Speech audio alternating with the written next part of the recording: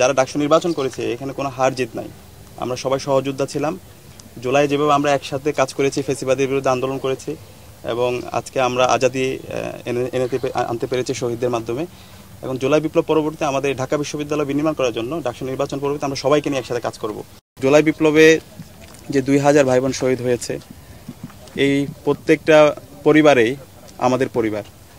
তাদের কথাগুলো, তাদের আকাঙ্ক্ষাগুলো, তাদের প্রত্যাশাগুলো পূরণ করা এখন আমাদের মূল কাজ।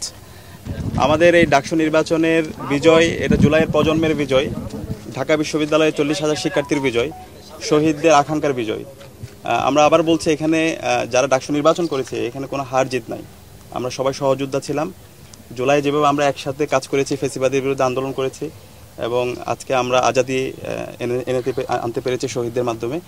এখন জুলাই বিপ্লব পরবর্তীতে আমাদের ঢাকা বিশ্ববিদ্যালয় বিনির্মাণ করার জন্য ডাকসু নির্বাচন পরবর্তীতে আমরা সবাইকে নিয়ে একসাথে কাজ করব।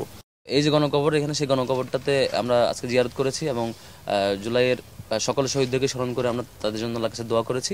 আরেকটি কর্মসূচি হচ্ছে আমাদের এখান থেকে পাশে 71 শহীদদের যে কবর, 71 মুক্তিযুদ্ধের যে শহীদদের কবর, সেখানে আমরা জিয়ারত করব। তাদের যে আমানত আমাদের উপর অর্পিত হয়েছে সুন্দর ক্যাম্পাস গড়বার জন্য, সেই অনুভূতি যাতে আমাদের সবসময় থাকে এবং শহীদদের স্যাক্রিফাইসের মূল্য যাতে আমরা আমাদের কাজের মধ্য দিয়ে, শিক্ষার্থীদের কমিটমেন্ট রক্ষার মধ্য দিয়ে, শিক্ষার্থীদের অধিকার বাস্তবায়নের মধ্য দিয়ে আমরা সেটি জারি রাখতে পারি, বাস্তবায়ন করতে পারি।